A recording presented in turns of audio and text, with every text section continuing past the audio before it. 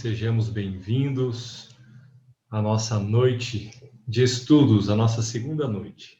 Só para que possamos, então, nos atualizar das informações, na aula passada, nós realizamos um contexto dessa obra, onde Sueli pôde contextualizar ela em relação às obras de Manuel Filomeno de Miranda, Transição Planetária, Amanhecer de uma Nova Era, Perturbações Espirituais, e agora a obra que nós estaremos estudando.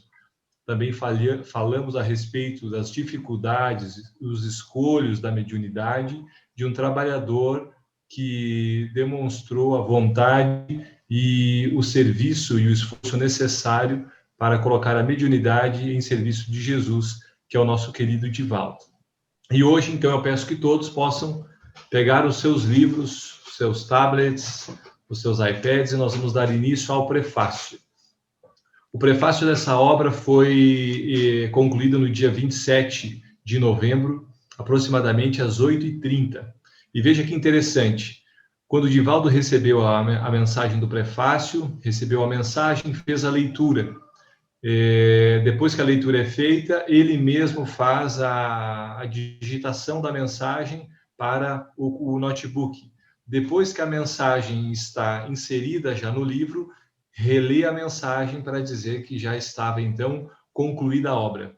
8h30, a obra estava, então, entregue para que pudesse ser revisada pelos editores, os revisores da Leal e a equipe que acompanha, né, toda a construção desta obra.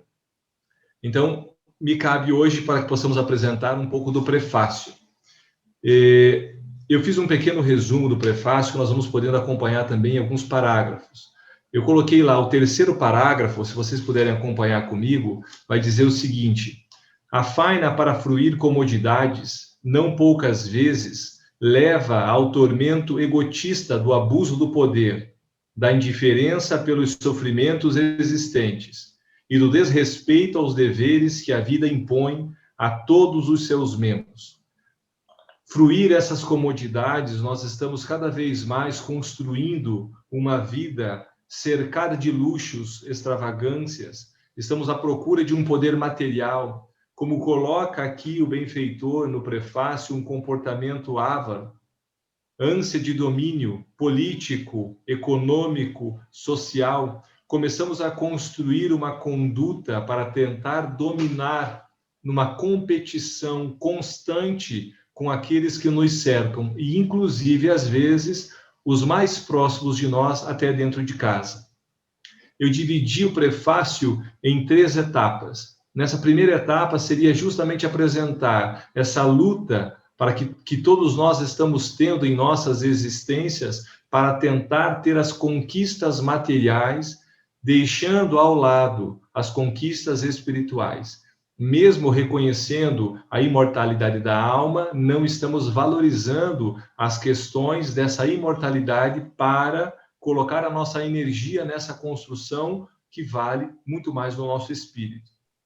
Numa segunda etapa, quando coloca depois em questão dessas comodidades, Manuel Filomeno de Miranda nos apresenta aqui, lá no capítulo 10, um pouquinho antes, ele coloca assim: as crianças estão amadurecendo precocemente, estão tendo a desatenção e a falta de ternura dos pais, estão se entregando às drogas, se entregando às questões da sexolatria, um sexo desvairado, porque as crianças não estão tendo as informações educacionais, estão tendo a instrução em colégios, em universidades, começando às vezes uma fase juvenil, sem estar tendo acompanhamento, mas muito mais a ternura dos pais, aonde vemos também que quando estamos vendo que os idosos agora estão chegando a um ponto de abandono, muitas vezes por completo dentro de casa, ou quando goza de algum dinheiro, sendo excluído do ambiente familiar, com aquela falsa impressão de estar acolhendo em uma clínica de especialidades,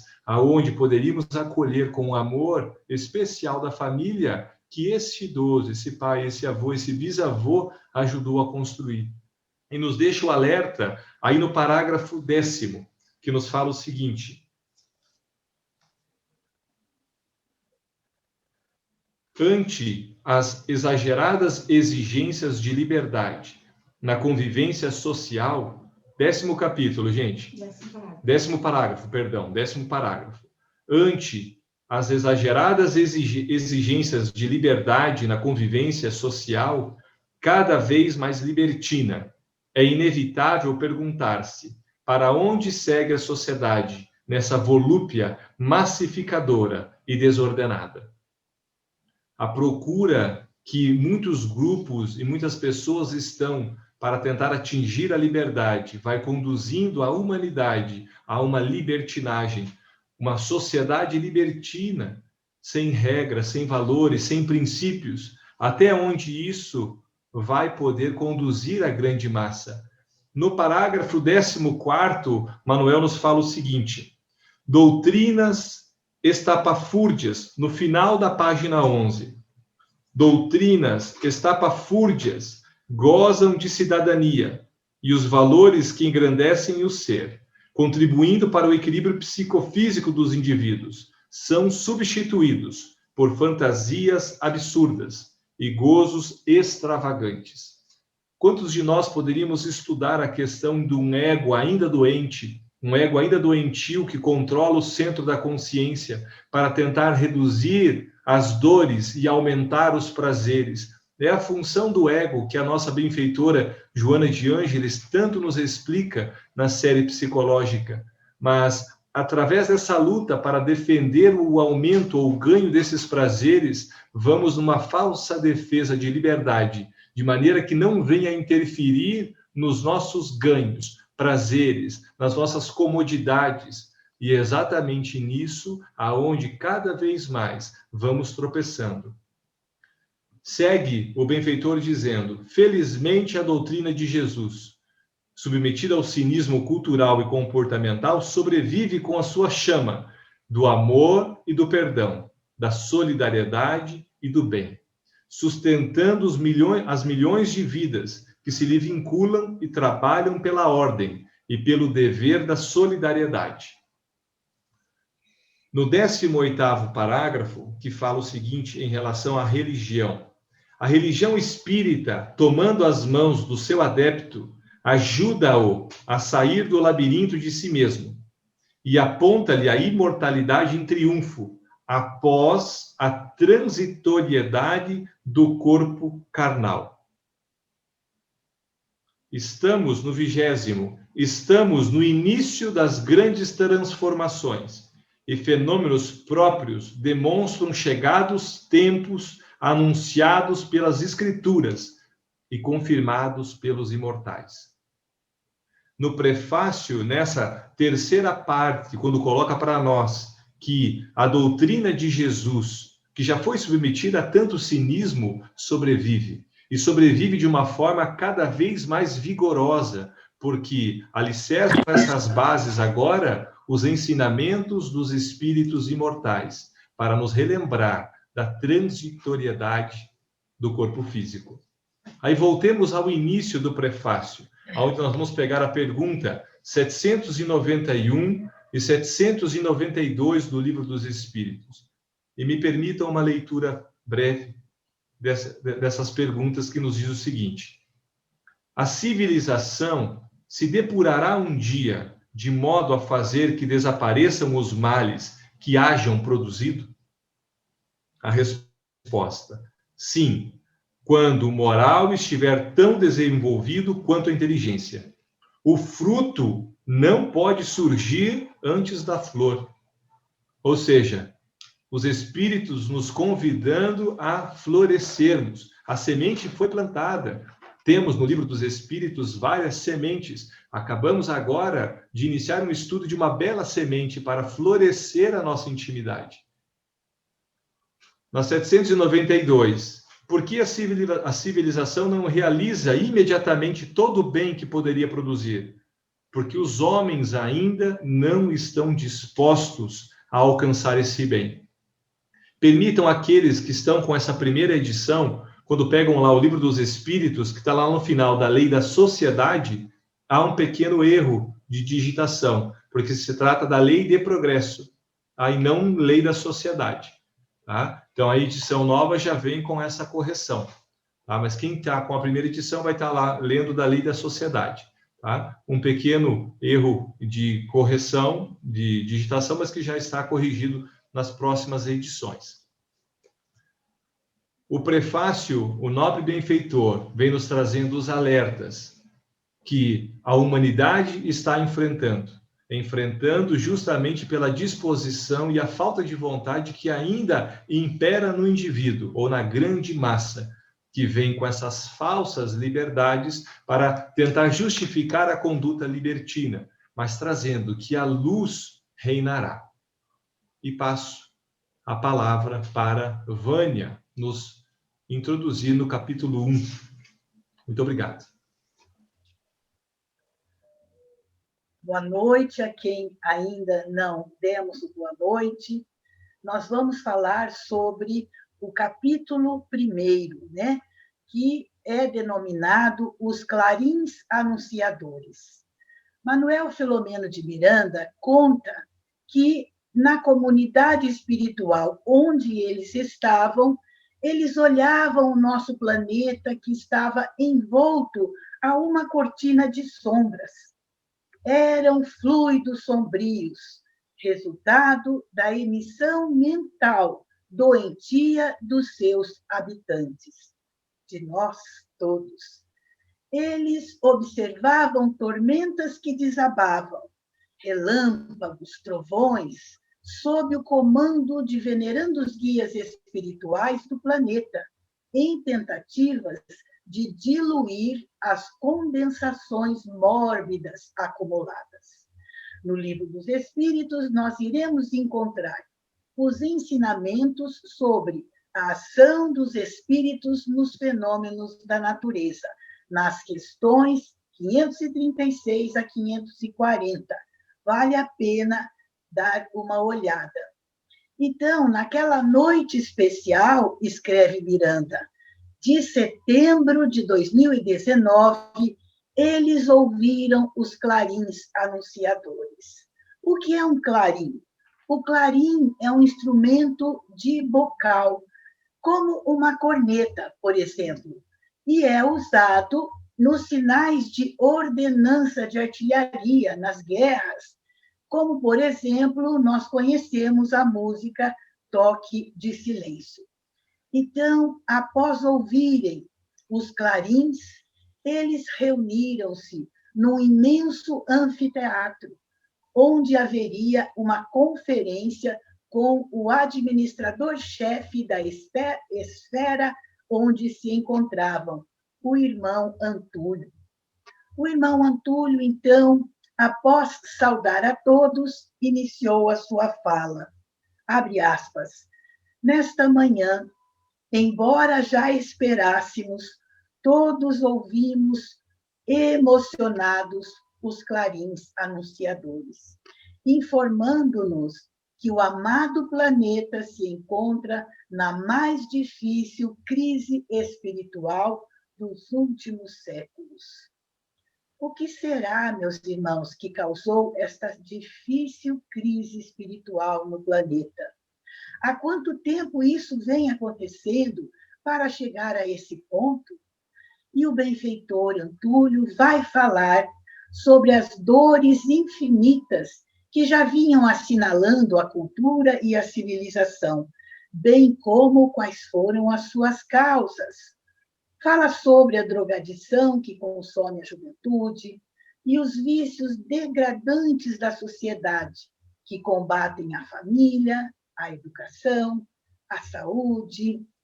Fala também que o materialismo das massas zomba de Deus, na condição de mito superado, e a figura de Jesus e sua doutrina se tornou objeto de escárnio e desdém, como temos observado. Fala que os valores éticos foram vulgarizados através dos veículos de comunicação e estão sendo anulados quando afirmam que os valores éticos são castradores da liberdade e a necessidade de igualdade com as minorias de todos os aspectos favorecem a libertinagem.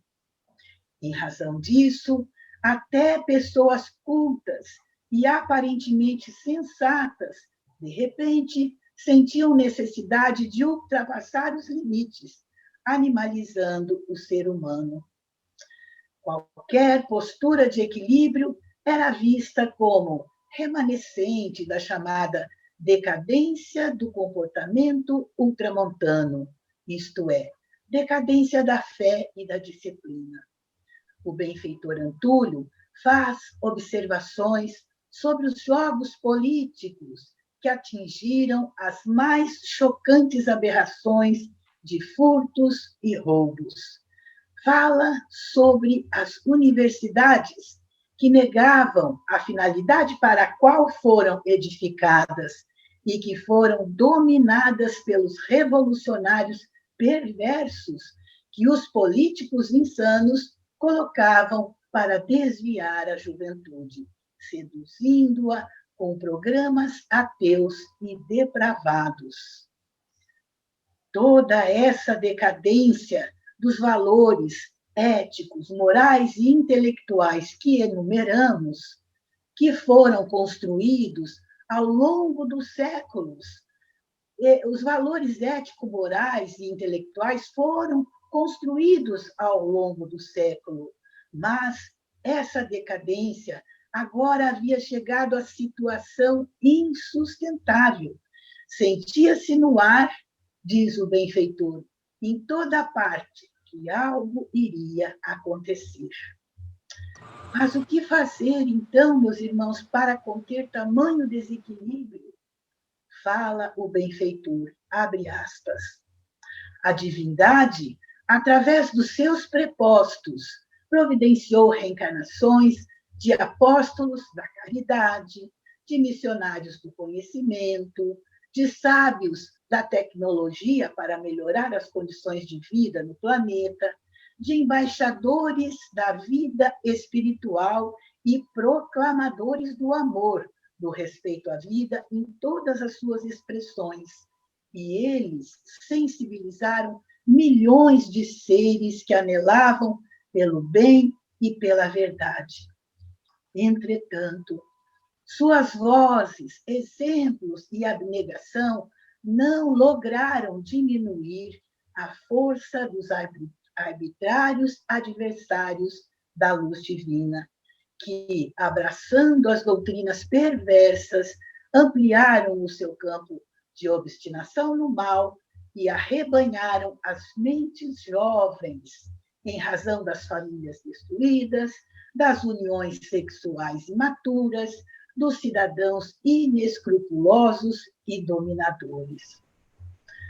O enfrentamento tem sido contínuo, continua o benfeitor Antúlio, e os inimigos do bem, disfarçados de servidores da imortalidade em que se omisiam, se escondem, para continuarem envenenando as massas com suas ironias e argumentações odientas. Utilizam-se da imprensa marrom e suspeita, perturbando as mentes dignas com notícias falsas, bem trabalhadas para confundirem. E têm conseguido com facilidade e comportamento feroz. É o que está acontecendo neste momento, diz o benfeitor. Momento de provações e expiações individuais e coletivas que ameaçam a existência humana no planeta.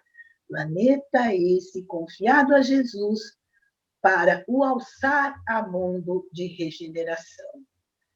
Em razão da continuidade de comportamento insano dos seres rebeldes e negligentes, as forças do bem anuem com a grande aflição da peste que varre a terra em todos os quadrantes. O benfeitor fala ainda que orientações elevadas são desconsideradas com zombaria e que as pessoas dedicadas que se encontram na linha de frente não têm recebido o merecido reconhecimento do Estado, nem das massas enfermas e ambiciosas da terra. Alastra-se a peste, recordando-se denominada peste negra do período medieval, em que a Igreja, intolerante e irresponsável, através de seu representante máximo, propôs a Inquisição, e mais de 1 milhão de vidas foram ceifadas cruelmente por serem acusadas de hereges. Logo depois, outro papa anunciou que os gatos eram portadores da figura satânica e os felinos foram perseguidos de maneira inclemente e mortos com impiedade. Imaginemos qual o resultado disso. Como efeito natural, os ratos multiplicaram-se terrivelmente e, portadores de pulgas infectadas, contaminaram a terra, especialmente a Europa, destruindo milhões de existências. De alguma forma, hoje ocorre o mesmo fenômeno. Ao combater-se, ou parecer fazê-lo, as paixões políticas arruinam os países e os sobreviventes do vírus Covid-19 serão vitimados pela miséria e pelo abandono. O benfeitor fala que esses acontecimentos e outros de natureza sísmica e cósmica darão lugar a mais sofrimentos à humanidade, mas que apóstolos da caridade, do amor e da fraternidade estarão presentes, formando a família de misericórdia em socorro a todas as vítimas.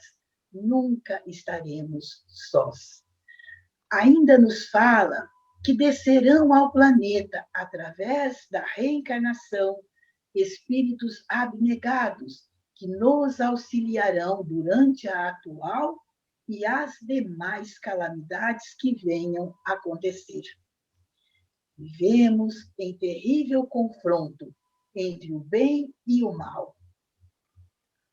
Porém, todos estamos convidados ao serviço de amor e de caridade. Somente o sentimento do amor, conforme nos ensinou e viveu Jesus, logrará modificar as paisagens humanas neste momento. Aí está o antídoto, o remédio, o bálsamo. Embora uma parcela da humanidade prefira viver nas sombras da ignorância e da crueldade, esquecendo-se que a jornada física é de curta duração, benfeitores abnegados que já poderiam estar em lugares, em planos mais elevados, preferem ficar aqui, auxiliando a humanidade iluminada pelo Cruzeiro do Sul. E o benfeitor nos pede para observarmos o que sucedeu às civilizações do passado, dizendo, que a nossa jornada física é de curta duração. Quando a gente repara no que sucedeu, as glórias se transformaram em vagas memórias e as grandiosas construções em ruínas. Hoje servem de abrigos a serpentes e aracnídeos perigosos, ou então foram arrastadas pelas águas oceânicas às suas profundezas. Nos diz, ainda o benfeitor, que as caravanas espirituais de socorro estão formadas e já tomadas as providências para receber os irmãos que desencarnarão e desencarnaram pelo vírus. Grupos espirituais de comunidades socorristas operam em favor do planeta. Que gratidão temos a eles. O benfeitor evoca as orientações de nosso Senhor Jesus Cristo. Quando Jesus caminha com os 70 da Galileia, ele diz: eu vos mando como ovelhas brandas para conviver com lobos rapazes. Certamente, diz o benfeitor, Jesus se referia aos irmãos desencarnados, que se comprazem na geração do terror e das lamentáveis obsessões aos deambulantes do corpo físico. E completa dizendo, abre aspas, nesses dias de horror, também eles, nossos irmãos infelizes, comprazem-se em atormentar antigos desafetos, que se dizem desafetos do Senhor Jesus, a quem perseguem, variados e odientos. Eles também estão organizados para os embates do momento. E como estão? Por considerarem este momento excelente para os fins desprezíveis a que se dedicam, formando como que uma nuvem espiritual, semeiam a desordem e a incompreensão nas almas já aturdidas em si mesmas. Atividades severas nos aguardam no mundo dos espíritos, em nome do amor, a fim de preservarmos as nossas comunidades do assalto perigoso do mal. E, por fim, ele diz, à semelhança dos dias de guerras hediondas, estamos diante de uma ainda mais perigosa, em face da sua singularidade, como ocorreu nos dias do passado. Terminada a explanação, o benfeitor Antúlio faz uma prece de súplica a Jesus. Logo após, um dos auxiliares do benfeitor orienta aqueles benfeitores que estavam assistindo esta conferência, dizendo, agora, cada qual busque o responsável pelo seu grupo que descerá à terra para receber as instruções de que necessitam. Esta era a parte do primeiro capítulo, um pequeno resumo. Muito obrigada.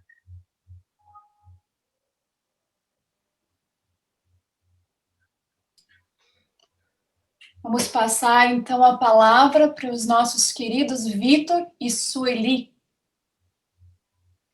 Muito bem, vou começar. É uma alegria novamente estar com vocês. Que Jesus nos abençoe.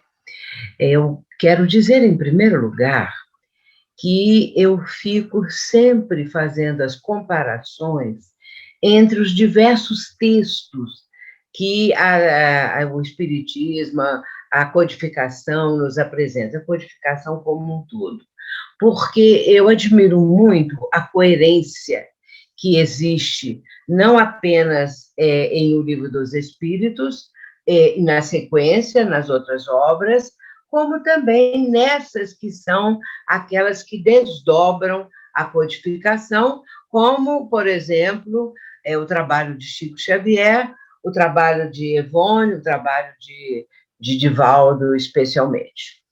E, com isso, nós vamos verificar que existe uma programação, mas de uma beleza e de uma certeza quanto àquilo que está apresentando para a humanidade, isso me comove. Eu sempre cito esses momentos para que nós possamos fazer essa comparação. E lembrando aquela palavra do Espírito de Verdade, no capítulo do Livro dos Médiuns, que vai falar das contradições, o Espírito de Verdade diz assim, abre aspas, estudai, comparai e aprofundai.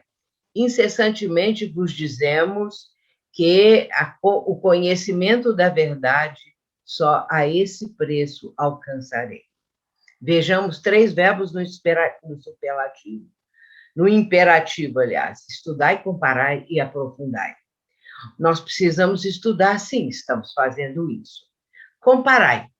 Fazer essas comparações todas, e inclusive com obras não espíritas, para que nós possamos fazer uma distinção naquilo que a doutrina espírita apresenta, nesses outros aspectos que outras obras científicas, e por aí afora, né?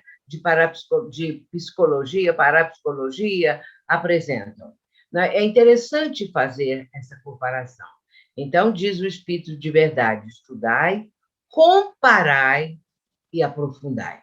A comparação, inclusive, entre os textos que são desdobramento da doutrina espírita, é muito importante porque, quando elas estão tão alinhadas como nós encontramos nos livros que estamos estudando, nesses que o movimento espírita adota, e a diferença daquelas outras que apresentam situações, apresentam explicações, apresentam novidades e que não têm assim o menor critério e também não têm a menor sintonia com a doutrina espírita. Mas eu quero lembrar aqui, especialmente, o momento da última questão de O Livro dos Espíritos, a 1019, quando o Espírito São Luís vai falar sobre essa transformação. Observemos o que ele está dizendo. Eu sei que quase todos conhecem, ou todos, mas é bom relembrar. A certa altura, ele diz assim: predita foi a transformação da humanidade, e vos avizinhais do momento em que se dará. Momento este, cuja chegada apressam todos os homens que auxiliam o progresso. Essa transformação se verificará por meio da encarnação de espíritos melhores que constituirão na Terra uma geração nova. Então, os espíritos dos maus, que a morte vai ceifando dia a dia, e todos os que tentam deter a marcha das coisas, serão daí excluídos, pois que viriam estar deslocados entre os homens de bem, cuja felicidade perturbariam. Irão para mundos novos, menos adiantados, desempenhar missões penosas, trabalhando pelo seu próprio adiantamento, ao mesmo tempo que trabalharão pelos de seus irmãos ainda mais atrasados. Neste banimento de espíritos da terra transformada, não percebeis a sublime alegoria do paraíso perdido?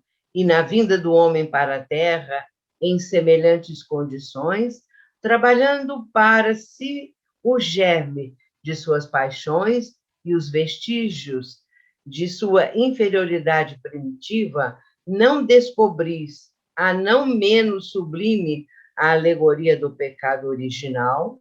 Considerado deste ponto de vista, o pecado original se prende à natureza imperfeita do homem, que assim só é responsável por si mesmo, pelas suas próprias faltas e não pelas dos seus pais. Por que eu estou falando isso assim, inicialmente? Porque o nosso estudo dessa obra toda, é claro que está profundamente sedimentada em a codificação espírita, especialmente o Livro dos Espíritos, o Evangelho, que nós vamos o tempo todo consultando. E isso é muito bom para que nós tenhamos a dimensão da qualidade da obra. E aí eu quero comentar, no capítulo 1, a primeira página, quando ele fala assim, no segundo parágrafo: sabíamos que aquele adensar de fluidos sombrios era o resultado da emissão mental doentia dos seus habitantes.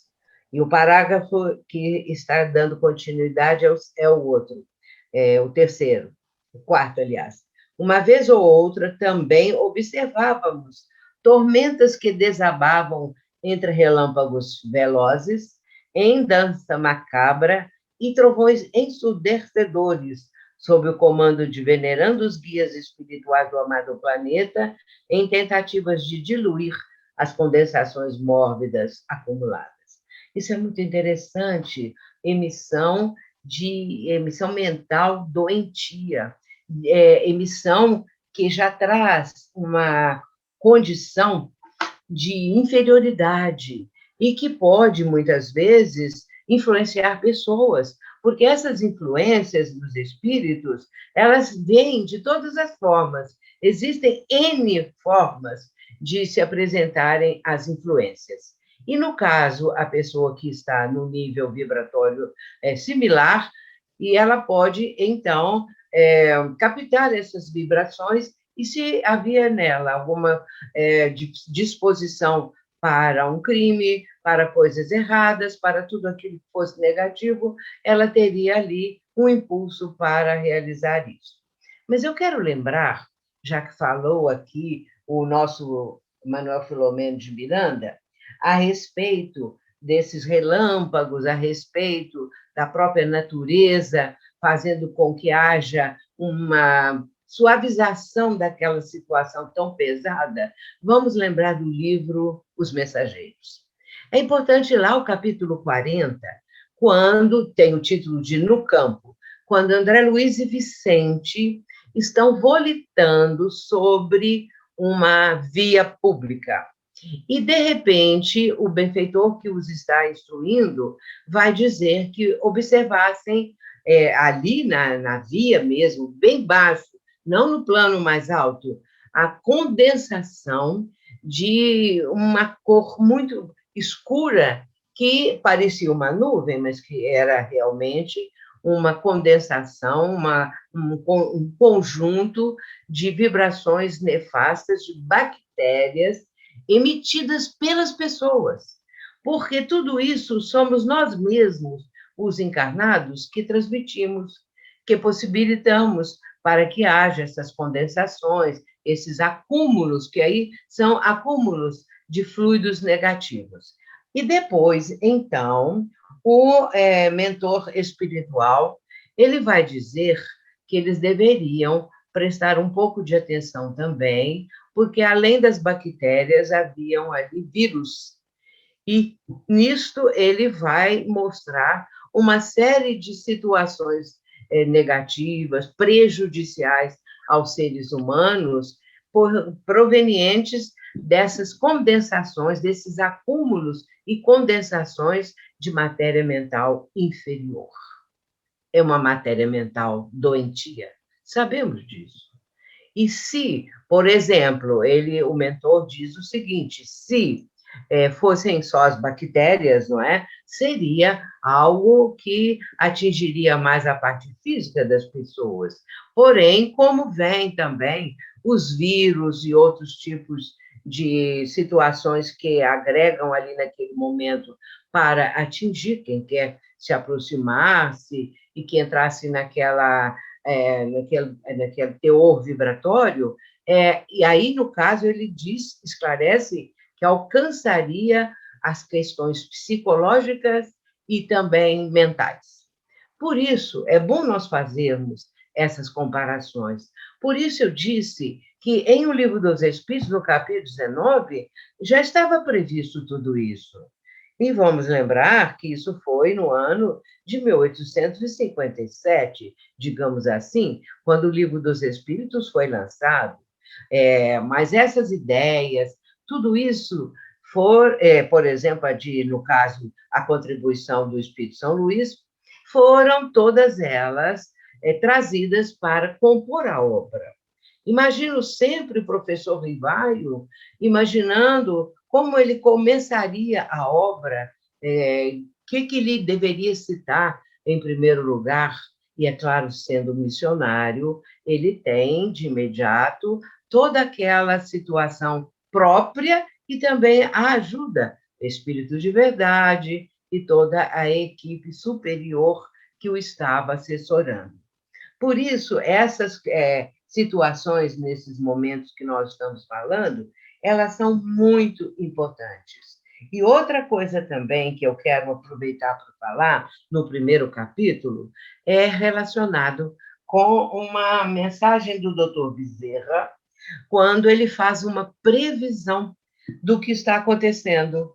Ele vai falar a respeito, numa mensagem intitulada Cristãos Decididos. Essa mensagem do Dr. Bezerra, psicofônica, foi transmitida ao nosso querido Divaldo no dia 13 de agosto de 2009. Observemos o que ele está dizendo. Está falando para os cristãos que ele está dirigindo, né, esses ensinamentos e também convocando cada um ao trabalho. Estais convidados a impregnar o mundo com ternura, utilizando-vos da compaixão. Periodicamente, nesse planeta de provas e expiações, as mentes em desalinho vitalizam micro-organismos viróticos que dão lugar a pandemias destruidoras. Recordemo-nos das pestes que assolaram o mundo, a peste negra, a peste bubônica, as gripes espanhola, asiática e a deste momento de preocupações, porque as mentes dominadas pelo ódio, pelo ressentimento, geram fatores propiciatórios à manifestação de pandemia desta e de outra natureza. Só o amor, meus filhos, possui o antídoto para anular esses terríveis e devastadores acontecimentos, desses flagelos que fazem parte da necessidade da evolução. Isso é admirável, e é aquilo que eu falei bem no início, é essa continuidade do pensamento, o desdobramento, o avanço que vai acontecendo. Alguma coisa começa bem distante, um século atrás, e posteriormente vem vindo, e nós vamos encontrar tudo isso de uma forma muito concreta e organizada. E isso nos dá a dimensão do trabalho espiritual, nos dá a dimensão daquilo que a planificação de Jesus, de Ismael, representa para nós. Agora eu vou deixar aqui para quem quiser falar alguma coisa, e nosso Vitor também vai falar, né, Vitor? Porque, assim, nós vamos dar liberdade e também tempo para que outros companheiros queridos possam dar uma opinião, possam lembrar alguma coisa, não é? Então, vocês fiquem à vontade, porque eu vou falar, assim, um pouquinho daqui, um pouquinho dali, e vocês podem complementar e modificar, fazer o que acharem melhor, tá bom? Muito bem. Então, nós vamos pegar alguns pontos que a própria Sueli disse, alguma coisa que a Vânia também colocou. Então, no sentido da gente pegar a parte final que a Vânia estava falando, que depois da locução que o nosso irmão Antúlio fez com aquele grupo de espíritos que o estava ouvindo, das necessidades de trabalho que eles teriam que se ver à frente, Antúlio vai fazer uma prece. Essa prece, ele vai fazer uma sequência que não deve fugir da nossa discussão, da nossa reflexão. Ele vai falar que desde priscas eras,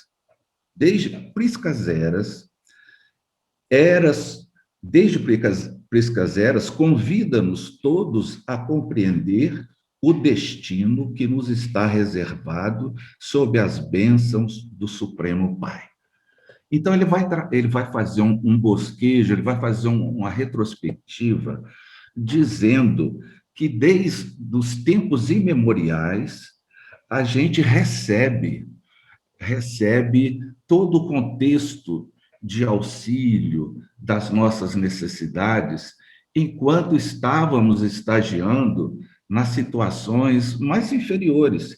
Ele vai dizer que nas brumas da ignorância em que transitávamos, ele vai trazer aqui o ensino proveniente, só que esse ensino aqui é um ensino intelectual, porque ele diz de astro celeste, aí ele está se referindo aos capelinos que vieram naquela situação bem referente ao povo da capela, né? Que estava numa faixa de situação que nós estamos vivendo agora. Quando eles estavam transitando do mundo de provas e expiações lá para um mundo de regeneração, havia um contingente de espíritos que não se adequava mais ao modus operandi ou vivendi, no caso, daquele grupo de espíritos. Então, eles foram transferidos, para usar uma palavra mais tranquila, para um mundo no qual, mundo este que seria a Terra, eles foram recebidos por Jesus e iriam contribuir no desenvolvimento, graças à inteligência que eles dispunham, daquela raça do primata hominis, né? Daqueles homens e mulheres de comprimentos e mãos alongados, pelos, etc. Então, vieram trazer, pelo menos, a questão do desenvolvimento do pensamento, da intelectualidade. Mas, com isso também, eles trouxeram até uma mensagem genética, porque a corporificação deles num meio material muito denso, igual era a Terra naquele momento, provocou uma mudança genética. Os seus descendentes, através dos grupos arianos, vamos dizer assim, das chamadas raças adâmicas, né, que apareceram no Egito, na Índia, na China e na raça ariana como num todo, na parte da futura Europa. Então, o que ele vem trazer? Ele vem trazer para nós aqui que esses grupos, apesar de se espalharem através de todo o continente, ainda estavam naquela situação de um senso moral ainda muito deficitário. Então, periodicamente, durante todo o processo, a divindade, os benfeitores espirituais sempre trouxeram mensageiros, missionários, que ao longo dos tempos se encarregaram de trazer as primeiras noções de moralidade, de ética. E com isso, apesar disso tudo, mesmo dando um salto no tempo, na linha do tempo, depois de muita percepção, o próprio Jesus traz a mensagem, vivendo-a ele mesmo naquele conjunto de homens daquela época, trazendo a mensagem do amor. Então, porque o que estava em vigência não era o amor. O que estava em vigência era uma relação entre pessoas, entre povos, que estabelecia-se num modelo de justiça muito firme, muito rígido. Fez, vai pagar. Se fez isso, vai pagar aquilo. Quando Jesus coloca a questão, ouvistes o que foi dito, deveis odiar os vossos inimigos. Eu, porém, vos digo, ele vai trazer a mensagem, ama, perdoa, ora por aqueles que te perseguem e caluniam. Essa mensagem, ela foi tão avassaladora, ela tem uma contribuição espiritual de uma magnitude, de um relâmpago, vamos dizer assim, que muitas vezes a gente não consegue perceber como que os homens daquela época receberam esse impacto. Como que eu posso amar uma pessoa que eu odeio? Como? E isso era a tradução naquela época do pensamento de Jesus, que fora daquele sentimento de amor, as coisas não iriam evoluir. E realmente, tempos depois, veio Francisco de Assis, tempos depois, outros benfeitores, até que o Espiritismo, como complemento daquela possibilidade de auxiliar a humanidade, e não deixaria órfã a humanidade, o Espiritismo veio trazer agora, de uma nova configuração, aquela doutrina de Jesus com uma outra perspectiva. Mas o que me chama a atenção é que o próprio Antúrio vai falar o seguinte: a nova sementeira espraiou-se, ou seja, o Espiritismo se espraiou-se, mas a colheita está pífia. Isso, na avaliação do Espírito, ele quis dizer o seguinte: há um gap muito grande, há uma defasagem muito grande entre a intelectualidade nossa e a nossa parte da moral, a parte moralizadora, a parte dos sentimentos nobres. Nós estamos naquela condição do avião que quer levantar voo, Mas a asa da moralidade, ela está muito curta, e da intelectualidade está muito larga, a envergadura. Não há na física instrumento nenhum que possa alçar voo nesse sentido, porque ele vai fazer uma curva à direita e vai cair.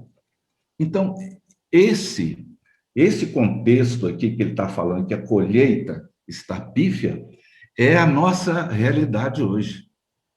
A gente não consegue dar aqueles passos necessários às asas da moralidade.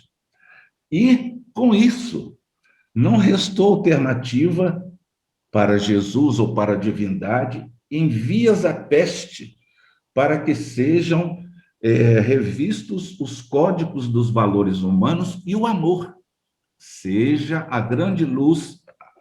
Então, naquilo que a Sueli estava falando, quando ele fala que Deus envia peste, a gente tem que ver uma figura de linguagem nesse sentido aí, porque a pessoa menos avisada vai falar que é um Deus punitivo, que porque a gente não está fazendo isso ou aquilo, a vingança, a ira de Deus vai se abater sobre a terra nessas condições horrorosas, etc. Não, isso é consequência nossa.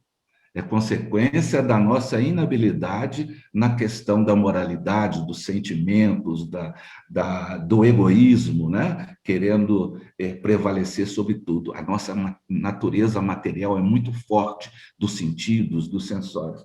Com isso acontece o seguinte: esse conjunto de pensamentos nossos cria essa atmosfera densa, propícia para que seja essa atmosfera densa o pano de fundo, o caldo de cultura, onde os bacilos, os vibriões vão se infestar.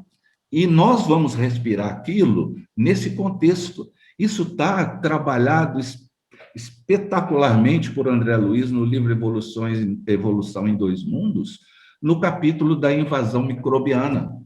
Porque todos nós estamos com o nosso sistema imunológico, vamos dizer assim, espiritual, um pouco fragilizado. E quando a gente tem esse sistema imunológico fragilizado, ficamos suscetíveis de absorver, por qualquer situação, esses vibriões, esses bacilos.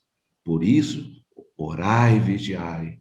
Por isso, atenção, prudência, tenha a sua vinculação com as correntes do otimismo.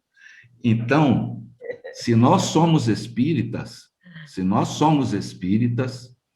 nós temos que lembrar daquela frase interessante de Kardec: reconhece-se o verdadeiro espírita pela sua transformação moral, pelos esforços em que ele faz para domar suas más tendências.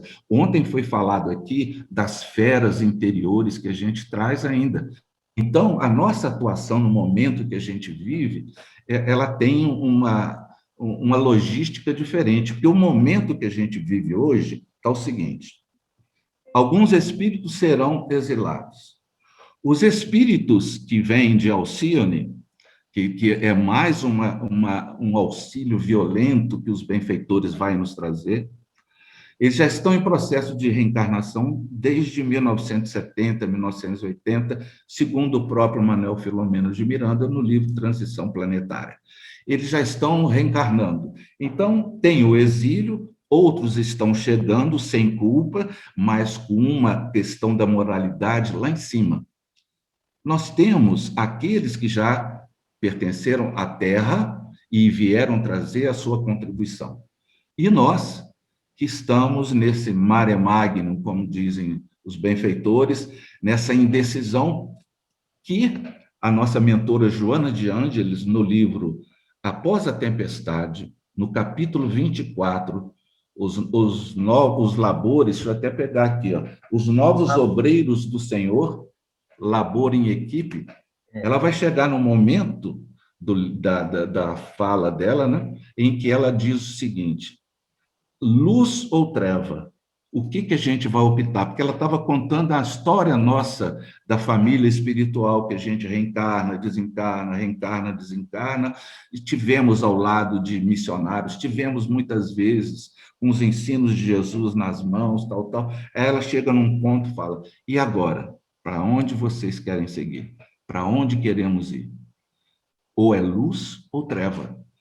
Então, vai fazer, já fizeram mais de 2000 anos e a gente ainda não se decidiu. Sim. Esse é o Vitor, viu, gente? Agora eu acho que, Vitor, eu acho que está na hora, né? Já parei. Queridos, algumas coisinhas, porque eu sei que alguns dos nossos coordenadores também querem falar algumas coisinhas. Vale a pena a leitura do capítulo 5 de Dias Gloriosos, onde Joana fala sobre os vibriões e vírus psíquicos. Fala, isso mesmo. Muito bem lembrado. Vale muito bem lembrar. E eu também queria dizer, Su, que eu também fico muito compadecida com o amor e o carinho da espiritualidade maior. Porque como a gente aprendemos também no livro Nosso Lar, houve um momento em que clarins também foram anunciando o momento da Segunda Guerra, da Grande Guerra. Então, a gente se esquece de que eles estão vendo tudo e se compadecem das nossas dores e fazem um movimento grandioso para nos auxiliar. E a maior prova dessa questão é a concretização, a materialização dessa obra que nós estamos estudando hoje, com esses comentários desses coordenadores tão queridos. Então, eu sei que o Marcelo queria falar alguma coisinha também, e aí, se algum coordenador também quiser falar, lembra de colocar a mãozinha para que a gente possa ver, tá bom? Eu gostei muito dos comentários que Sueli e Vitor trouxeram. Me lembrei, porque Divaldo mencionou isso recentemente em algumas palestras, que em setembro de 2019, ele tinha escutado estes clarins, esses anúncios, e encontrava-se, assim, um pouco circunspecto a respeito do que viria em 2019.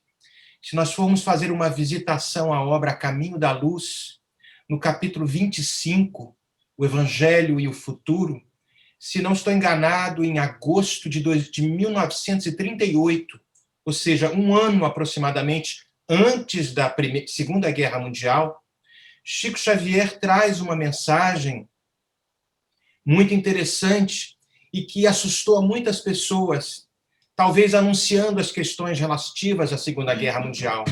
E eu separei aqui, porque não sabia de memória, num determinado trecho que ele diz: uma tempestade de amarguras varrerá toda a terra. Os filhos da Jerusalém de todos os séculos devem chorar, contemplando essas chuvas de lágrimas e de sangue que rebentarão das nuvens pesadas de suas consciências enegrecidas. Na época, muitas considerações foram trazidas. Chico, você está falando alguma coisa, de repente, a respeito dos judeus? Porque ele antecipou uma situação do Holocausto, e Chico foi criticado. Da mesma forma, o nosso Divaldo pode ser criticado porque está nos alertando com esses clarins que o mundo espiritual, de tempos em tempos, vai trazendo, e podemos talvez lembrar aqui dos flagelos destruidores, no Livro dos Espíritos, na pergunta 737, quando Kardec pergunta com que motivo a divindade fere a humanidade com esses flagelos destruidores. A resposta é longa, e um dos trechos que eu mais me lembro é que para que o progresso se dê. Caso contrário, o progresso demoraria séculos e, por isso, alguns anos, só alguns anos. Estamos passando por estas situações. Kardec deriva a pergunta e faz da 738, e mais ou menos assim, porque eu estou adaptando a forma como Kardec perguntou, mas não tinha uma outra maneira de fazer isso? Eu acho que Kardec fala de uma forma muito mais erudita, e os espíritos respondem perfeitamente. O homem já tem o discernimento entre o bem e o mal, mas não utiliza esse discernimento, e opta pelas questões ainda do mal, incorrendo nestas questões que serão deflagradas por esta emanação psíquica, esta matéria que sai de cada um de nós. Se nós formos mais à frente na marcha do progresso, no livro 3º do Livro dos Espíritos, na lei de progresso, vamos encontrar na pergunta 780, o progresso moral acompanha sempre o progresso intelectual, é a sua consequência, mas nem sempre o segue imediatamente. E aí Kardec vai, mas como é que o progresso intelectual pode levar ao progresso moral? Fazendo que se compreenda o bem e o mal, o homem então pode escolher. Aí, a gente com as más escolhas, optamos por essas questões ligadas ao imediatismo, ao materialismo, como muito bem está trazido aqui neste primeiro capítulo, e que Vânia explanou de uma forma muito bela. Então, vai acontecer, como está ali em alguma das perguntas seguintes, mas como é que pode alguns povos ditos civilizados, muitas vezes, serem os mais pervertidos? É a pergunta que Kardec faz na 780b, acho que 780b. O progresso completo constitui o objetivo, mas os povos, como os indivíduos, só vão atingir gradualmente este progresso. Então, ele vai falando, os espíritos falam, que o senso moral deve ser desenvolvido nestes que dizem-se civilizados, mas ainda muito pouco moralizados. Como o Vitor muito bem trouxe, a asa desse avião que quer decolar, essa asa da moralidade, ainda é muito curta, mas é preciso que nós abramos os olhos, porque os clarins foram anunciados, e caberá a cada um de nós dar conta da sua própria administração, como disse Emmanuel num determinado dia. Por isso a importância do estudo dessa obra. Eu diria que talvez, mais uma vez, a providência divina, a onisciência divina, nos traz as mensagens necessárias para que uma mudança de curso íntimo, porque nenhum de nós vai conseguir mudar lá fora, mas aqui dentro podemos mudar. No Evangelho de João, no capítulo 16, no versículo 33, nós vamos vendo: no mundo tereis aflições, mas tende bom ânimo, eu venci o mundo. Que mundo é esse que Jesus venceu? É o mundo das corporações, da política? É este mundo íntimo, que foi feita esta conquista há bilhões de anos atrás, e ele nos dá o roteiro. Ama constantemente, para que não incorram nesta sementeira, nesta semeadura que foi feita, quizás em outras épocas. Obrigada, Marcelo. Mais algum coordenador, antes que eu passe para as perguntas, que gostaria de se manifestar? Levantar a mãozinha, por favor. Também não sei se estão levantando, Gi, eu não estou vendo, então espero que apareça no... Acho que não, Déia. Podemos passar para as perguntas. Eu acredito que o nosso Vitor conseguiu responder uma das perguntas que foi feita pela Josilene. Então, se ainda tiver alguma dúvida, deixa a gente saber, Josi, que a gente traz na semana que vem, está bem? E uma pergunta que foi feita hoje e também foi feita ontem foi em questão aos acontecimentos que envolvem de natureza sísmica e cósmica. Se além da Covid-19, haverão outros tipos de acontecimentos assim para o nosso entendimento. Então, aqui eu vou deixar os coordenadores levantarem a mãozinha e responderem essa pergunta, que foi feita hoje e ontem. Ou a Su, ou o Vitor também. Vitor, é por causa do horário, eu acho. É o Vitor que quer responder, o Marcelo? Ou o Enio, ou a Jaqueline. Eles estão aqui, Enio e Jaqueline, hoje? Olha, eu responderia na parte física, com relação às questões sísmicas, porque o nosso planeta é um planeta jovem. Mesmo com 4 bilhões e 500 milhões de anos, nós somos um planeta jovem. A nossa crosta terrestre, ela tem uma espessura, em média, no máximo de 70 quilômetros. É uma casquinha de ovo. O raio da Terra é de 6.000 quilômetros. Se você dividir 70 quilômetros por 6.000 quilômetros, é 0,0, ou seja, é uma casquinha de ovo. E sobre essa casquinha de ovo, que seriam as placas tectônicas, é que estão as temperaturas mais elevadas. E, vez que outra, tem que ter alguma acomodação, porque e isso é cíclico. Isso aí não vai ser isso é uma acomodação natural do planeta. É como o corpo humano também tem seu processo de acomodação, fisicamente falando, a Terra ela tem esse comportamento. Então, vez que outra, alguma vez vai sair vai dar um terremoto que vai gerar um tsunami ou vai desencarnar muita gente, mas isso são ciclos naturais de um planeta que está em processo de resfriamento, transformação, etc. Agora, com relação se vai surgir outras ou não, aí escapa a qualquer coisa, porque isso vai depender também de nós. Da mesma forma que nós tivemos essa situação de hoje por nossa fragilidade, se nós também, porque a gente está achando que esse processo vai se dar em 40, 50 anos. Ninguém sabe quanto tempo vai durar. Nós é que temos a capacidade de minimizarmos, ou como o Marcelo estava falando aí, a respeito que a providência divina também pode acelerar isso, ou então não. Isso depende da nossa resposta, né? Depende disso. Tudo bem? Vânia, querida?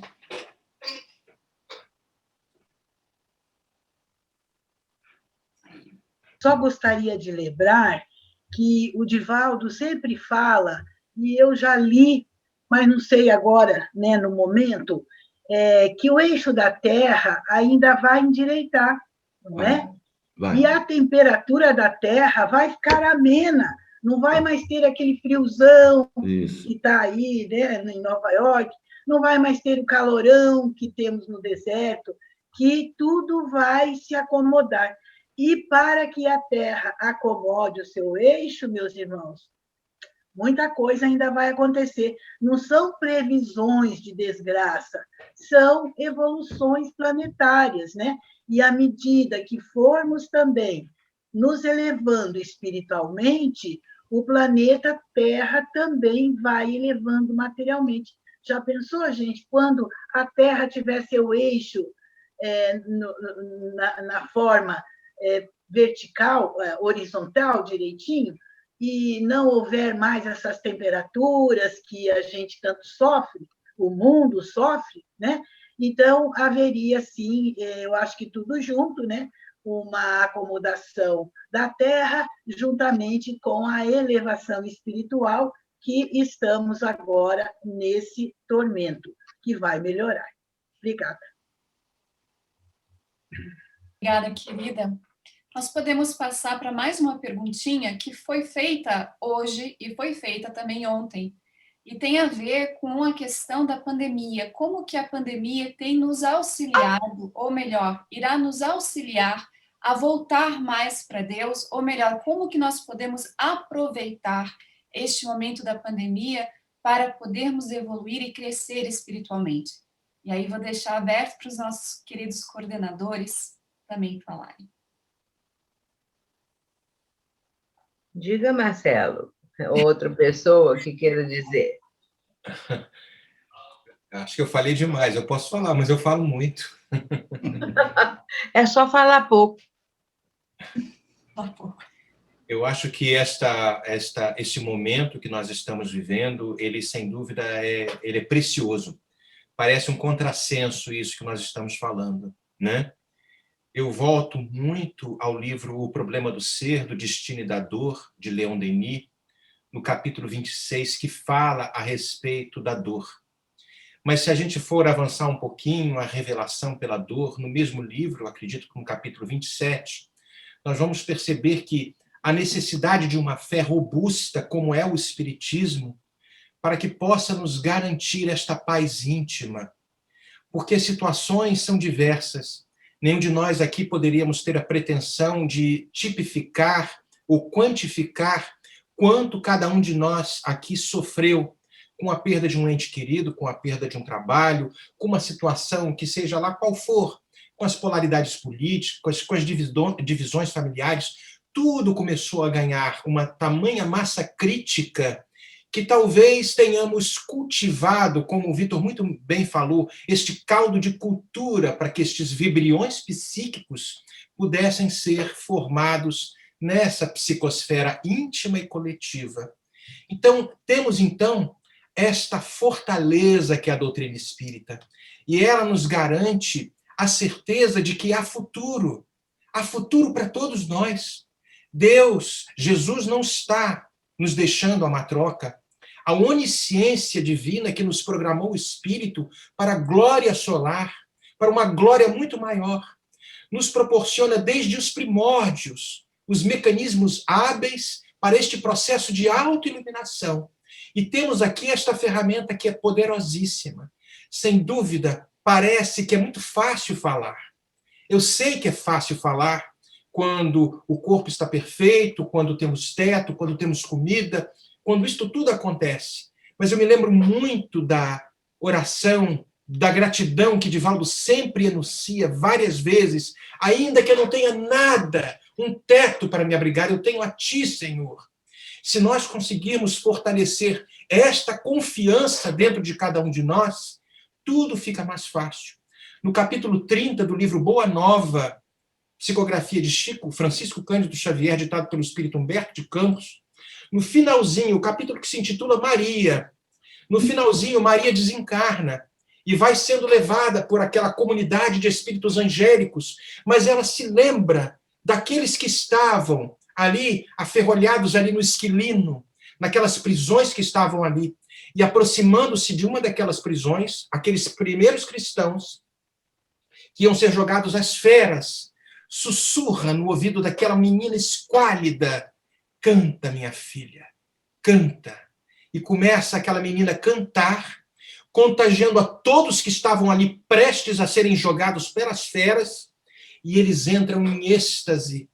Parece algo de loucura para quem tem a visão do ponto de vista materialista e de uma só vida, mostrando que a beleza que nos espera, a dor é uma bênção que Deus envia aos seus eleitos. Não vos aflijais, pois, quando sofrerdes, mas, ao contrário, bendizei a Deus Todo-Poderoso, que vos marcou pela dor na terra para a glória no céu. Sede pacientes. A mensagem é assinada pelo Espírito Amigo, que nós sabemos que é a nossa querida Joana, e nos traz essa noção, seja qual for a situação que estejamos incorrendo, nessas questões virais, nessas questões pandêmicas, nas questões mais adversas, confiança irrestrita em Deus, porque Jesus administra a barca terrestre e Deus o todo o universo, então não tem escapatória, gente. O nosso destino é luminoso. Cabe a cada um de nós antecipar este momento ou postergá-lo. Como disse Jesus uma vez para o nosso querido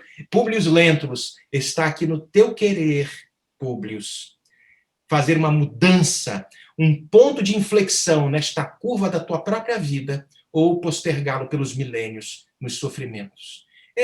Isso me emociona demais, porque isso faz parte do legado de Allan Kardec, das mensagens que Jesus nos traz e que nós devemos nos retroalimentar para que nenhum de nós, suscetíveis ainda a quedas, todos nós nos fortaleçamos uns nos outros. E aí a beleza que está aí por bater as nossas portas.